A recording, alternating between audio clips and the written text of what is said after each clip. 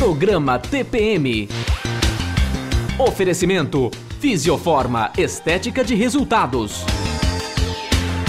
Vivenda do Brasil, cosméticos inteligentes. Você já ouviu falar sobre a doença da bolha? Pois é, você vai ficar sabendo tudo a partir de agora, bem ligada aqui no TPM. É muito interessante.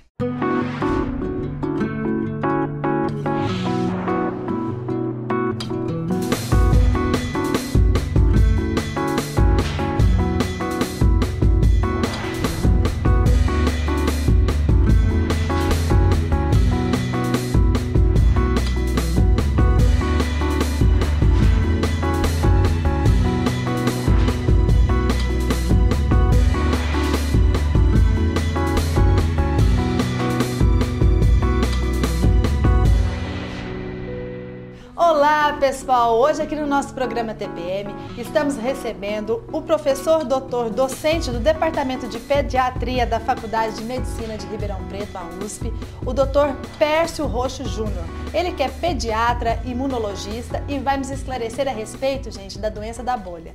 Doutor, é um prazer recebê-lo novamente aqui no nosso programa. Obrigado pelo convite, é um prazer estar aqui.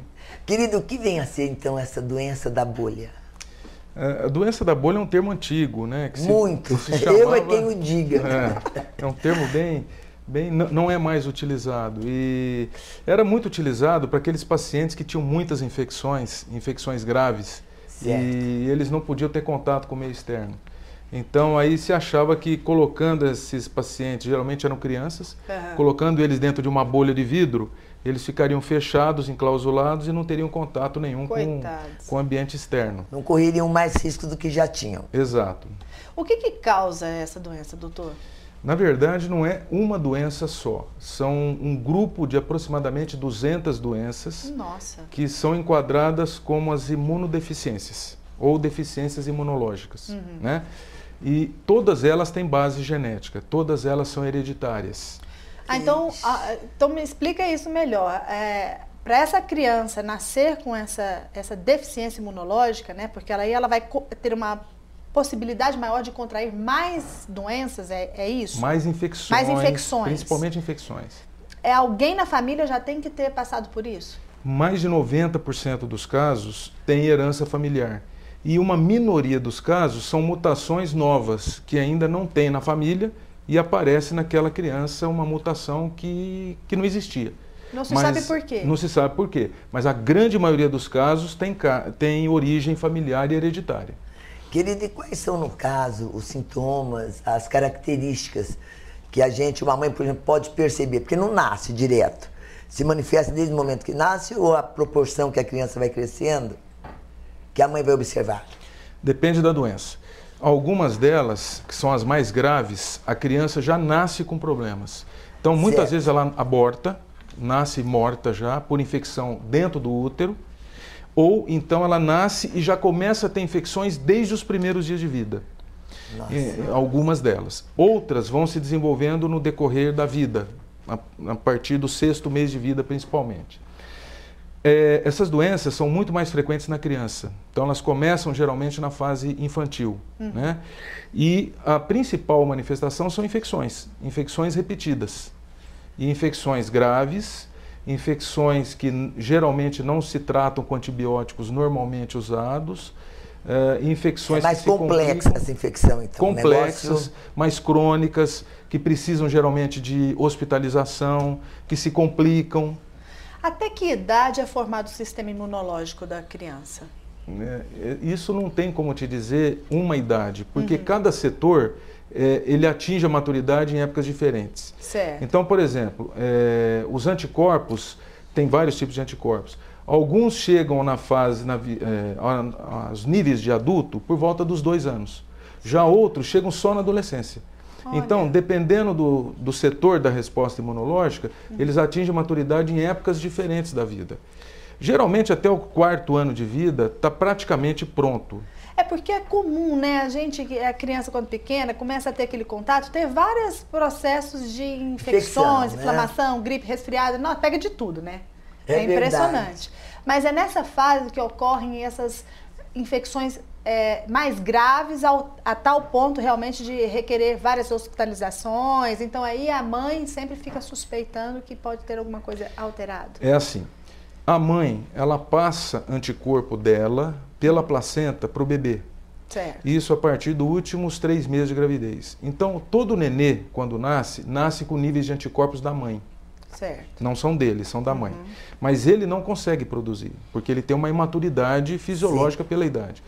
Esses níveis de anticorpos da mãe, eles duram até 3 meses de vida. Então, geralmente, essas crianças até 3 meses de vida não tem nada. Então é após os 3 meses que manifesta. Depois começa a cair essa taxa de anticorpos. Aí começam a ter infecções. O problema é que as crianças que têm a doença, ou as doenças, não passam a produzir, nunca. Então, a partir dos 3 meses, eles vão ter sempre infecção. Já as crianças que são saudáveis, não têm essa doença, eles começam a produzir anticorpos a partir do 6º mês de vida. Então, nesse período de 3 a 6 meses, eles têm infecção. Depois eles param de ter infecção, porque eles começam a produzir anticorpo. Isso os indivíduos saudáveis. Entendi. Aqueles que têm a doença não produzem nunca. Então eles começam a ter infecção a partir dos 3 meses, quando o anticorpo da mãe cai, e depois vão ter sempre. Nossa, que loucura isso, né? Pessoal, mas agora é o momento da minha patrocinadora Fisioforma. Dê uma olhada aí.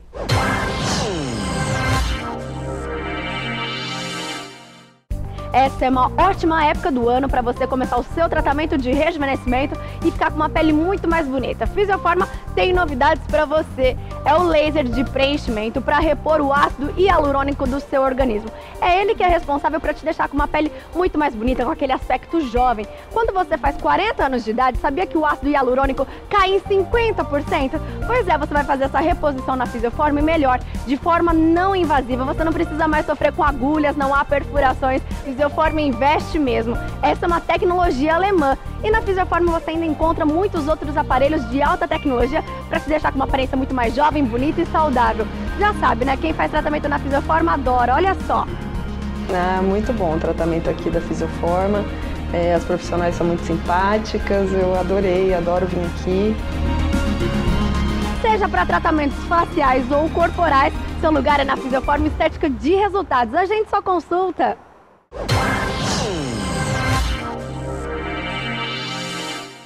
Você viu só? Basta dar uma ligadinha, agendar uma consulta, que você vai ficar maravilhosa, com certeza. Nosso comercial e nós voltamos já já.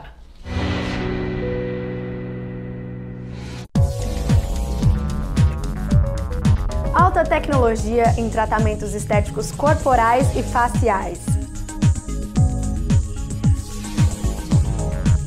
Padrão de qualidade em todas as unidades. Resultados na primeira sessão e atendimento classe A. Agende uma consulta. Fisioforma, sem igual.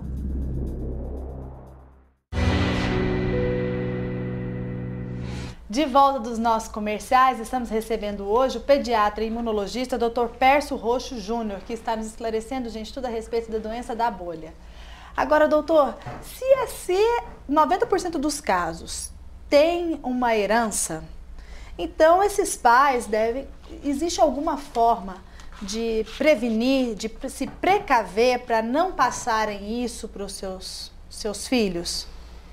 É o seguinte, o que se observa é que aqueles casais consanguíneos, ou seja, que os pais têm algum grau de parentesco, certo, primos de primeiro, de segundo grau, quanto mais próximo o grau de parentesco, maior a chance de haver algum erro na formação do desenvolvimento do sistema imunológico e maior a chance de desenvolver a doença. Então, os casais consanguíneos, por exemplo, eles têm que ficar alerta quanto ao desenvolvimento de alguma doença, não só do ponto de vista imunológico, mas outras coisas de também. várias outras doenças genéticas doenças, também, né? É verdade, porque com a somatória, de repente, leva o azar de pegar alguma coisa que não é legal. Tem alguém que tem mais predisposição a tê-la? O menino ou menina, não. Menino. Por 60% dos casos, porque a maioria dessas doenças são herdadas pelo cromossomo X. Então, são ligadas ao X. E aí só homens têm. A mulher, ela é portadora do gene defeituoso. Então, ela transmite para o filho, mas ela não tem a doença. Olha só que loucura, hein? E agora, gozado, né? Esse lance que você explicou, que isso é bem antiga, essa expressão, né? Da doença da bolha. Tão antigo. E agora, como é que vocês tratam isso, modernamente falando, no século XXI? Tratamento? Tratamento é muito complexo, porque depende muito da doença. São aproximadamente 200 doenças, como eu te disse, né? Quer dizer, são multifatoriais ali os negócios. 1000 coisas que causa isso. Na verdade, o tratamento, ele é multidisciplinar. Precisa muitos profissionais. Vou te dar um exemplo. Muitos desses pacientes têm problemas pulmonares crônicos. Então, eles precisam de fisioterapeuta para fazer a parte respiratória. Esses pacientes têm muitas infecções. Eles desnutrem. Eles têm diarreia crônica com frequência, eles precisam de um nutricionista. Esses pacientes têm problemas gastrointestinais com frequência, eles precisam de um gastro. São geralmente crianças, precisa de um pediatra. Quem faz o tratamento a terapia específica com medicamentos é o imunologista. Então, é uma abordagem. As mães que convivem com essa doença com medo de morte o tempo todo, precisam de assistência psicológica, então um psicólogo. Então, é um grupo de doença que precisa de uma abordagem multidisciplinar. Parece que um garoto britânico fez uma terapia nova para esse tipo de problema. Você sabe me informar a respeito desse tratamento? É uma terapia que já foi instituída desde 1990, terapia gênica. Onde você troca o gene defeituoso por um gene normal, vamos dizer assim. O problema é que, com efeito colateral, essas duas irmãs que primeiro foram submetidas a esse tratamento ganharam um tumor. Então, é uma terapia que ainda está em experimento, não é disponível no Brasil, né? Mas é uma perspectiva para o futuro. Porque essa parte realmente, eu acho que essa parte de pesquisa, essa parte genética, realmente, engenharia genética, célula-tronco, tudo isso célula-tronco acho que vai ajudar bastante, né? Ajuda, salva muito. Vai salvar muito, temos que liberar isso logo, né? Nós temos um paciente recente com uma das formas mais graves de imunodeficiência. Eu consegui fazer o diagnóstico desse menino no primeiro dia de vida. Por quê? Porque a mãe tinha perdido dois filhos por infecção grave, homens, os dois homens, que morreram por infecção depois que tomaram a vacina do BCG. Então, a gente já sobrepôs que essa família tinha caso de imunodeficiência. Quando essa criança nasceu super bem. E a gente foi lá e já fez o hemograma. E no hemograma mostrou a taxa de leucócitos dele muito baixas. Aí, essa criança não foi vacinada, obviamente, porque ele poderia ter o mesmo problema dos irmãos. E nós fizemos uma avaliação imunológica mais completa e detectamos que ele tinha imunodeficiência, uma das formas mais graves. E aí nós encaminhamos para o serviço de transplante de medula nosso aqui do HC. Foi o primeiro caso transplantado. Ele está super bem. Olha que maravilha. Praticamente curado, ganhando peso, sem infecções. Então, é uma esperança realmente de cura para esses pacientes, a terapia de célula-tronco. Com certeza. O que precisa logo é esse governo, né, liberar essas células-troncos para que a medicina caminhe melhor, com maior sucesso, não é verdade? Menos burocracia, né? Exatamente. Querido, adorei. Foi ótimo. Foi ótimo, deu para entender muito bem. É bom porque a gente consegue levar um pouco de esperança, né, para essas pessoas às vezes que desconhecem ou que não têm, né, acesso a esse tipo de informação e tecnologia, né, gente? Porque o que não falta é incentivo de vocês, pesquisadores que estão sempre à frente. Com certeza. Muito obrigada, viu, doutor? Obrigado a vocês, foi um prazer. Gente, um grande beijo. Tchau, queridos, até mais.